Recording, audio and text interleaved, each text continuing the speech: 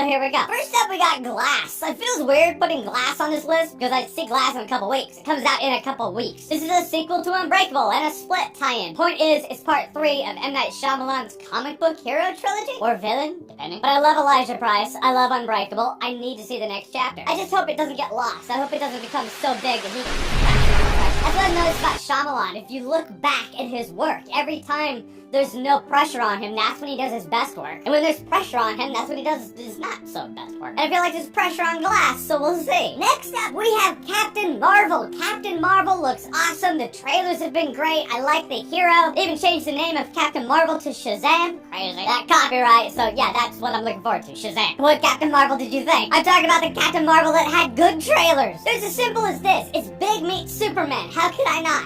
How could I not? And it had a good trailer. DC's on a pretty good roll right now. They're on a good flight path. I enjoyed Aquaman. All I want to do is enjoy Shazam. I think Zachary Levi is perfect to play a hero who's actually a kid. I just think it could be a really cool adventure, a fun, pure time at the movie. And for those of you who are confused right now about the Captain Marvel Shazam thing, that he used to be named Captain Marvel. They changed it to Shazam. It's okay. Next up, Avengers Endgame. I know it's a scarecrow now, and that's why it's on the list. I mean, it's Endgame. Endgame is just, that's when you know it's the Endgame. Batman Endgame. Highlander Endgame. One of those two is actually really good. Like Thanos did his thing. What's next? They obviously have a plan. It has to work. Steve Rogers even said so in the trailer. I don't want to see a lot of marketing behind this like you've sold me because it's Avengers Endgame. I really doubt anyone's going to see Avengers Infinity War and be like, I don't need to see what happens next. They gotta see what happens next. Like, that's a theme in this video, actually. You'll see more movies where I'm like, I just have to see what happens. Next up, Toy Story 4. Why? Because I just have to see what happens. I thought 3 was the end. I thought that was just a wonderful Toy Story trilogy. And now we're getting 4, and that just makes me go,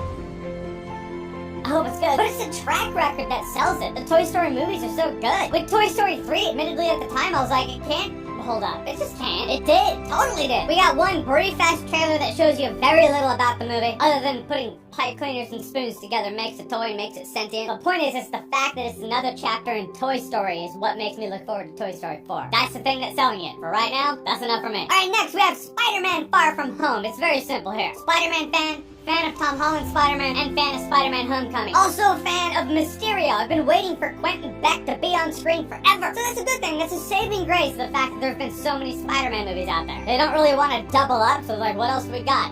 Mysterio? Good enough for me. I'm like, thank you. He's gonna be awesome. He's gonna floor everybody, and everyone's gonna be like, how do we not get him sooner? Unless he sucks, in which case, that's me being wrong here. But hey, as of recording this, it's January 1st. I'm losing my voice. What else I got? I do wonder what are the stakes gonna be? Like, why is Spider-Man compelled to leave New York to go on this adventure far from home? Next up, we have the live-action Lion King adaptation. Yeah, live-action. The Lion King is like top-tier Disney animation. I just have to see what they do with this. Point is, I want to see a live-action representation of the story of the Lion King, and I just don't have the patience to sit through Hamlet. It's just real. Like, before the internet melts its own face off, I know it's not actually live-action. Like, everything in this Lion King movie is CGI, so it's animated, but I don't care. I'm gonna call it live-action forever. Because that's the intent. You know they were like, we're gonna make a live-action Lion King. Oh shit, it's really hard to get lions and animals to do that. Guess we'll have to make it all CGI. I don't consider Spider-Man and Captain America Civil War animated Spider-Man. I consider him live-action Spider-Man. It's meant to look live-action, it's meant to be taken in this live-action, I'm gonna call it live-action. Next up, Quentin Tarantino's 9th film, Once Upon a Time in Hollywood. I know very little about this movie. I haven't seen a trailer on this movie. All I know is it's Quentin Tarantino dealing with a Manson murder, and Margot Robbie plays Sharon Tate. Which is interesting, because it is Tarantino. There's that part of my brain like, is it gonna follow the story? I mean, Hitler died in Inglourious Bastards. The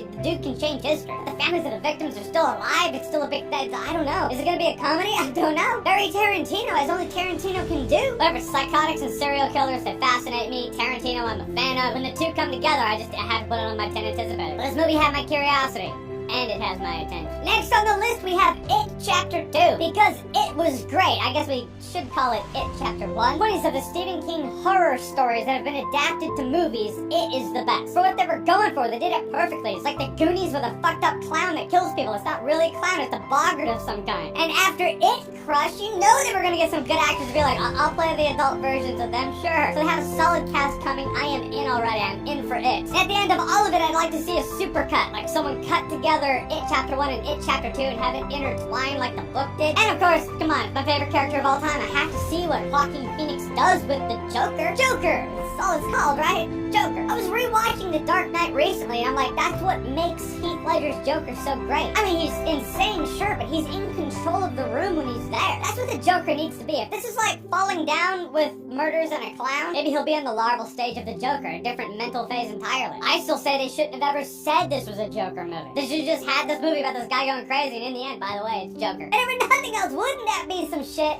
if they established this is actually the Joker and the Jared Leto Joker's actually Jason Todd? Maybe they could allude to it without making it final, without giving validity to things people probably don't want validated. Whatever. Point is, great actor like Joaquin Phoenix in the shoes of a great character like the Joker. Gotta see it. And last on my list, okay, Star Wars Episode 9, it's all I anticipated. How could it not be? Let me paint the picture for you. J.J. Abrams comes in, it's like, alright, I'm gonna resurrect Star Wars. Fans generally were like, sweet, we're on board. Then Rian Johnson comes in, it's like, yeah, cool story, bro. Burns it to the ground. And now Abrams is coming in like, alright, I guess I gotta finish off this trilogy. J.J. Abrams teed up the storylines to go places. Rian Johnson just kicked them all down like Legos, like, I don't care. Maybe it's more curiosity than anticipation, in which case maybe I should pull this off and give another movie. Alright, Us, by Jordan Peele. Anticipating that.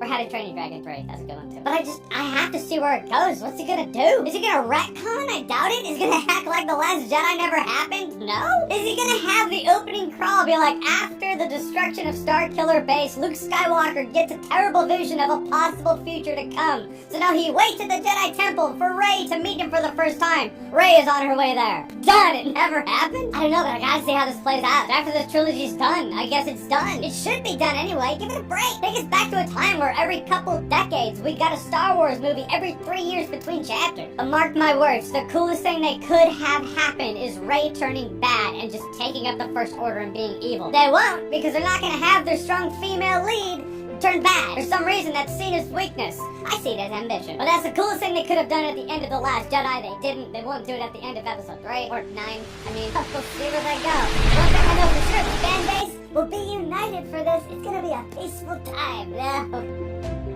Hi guys, thank you for watching my For Every Movie Reviews. Press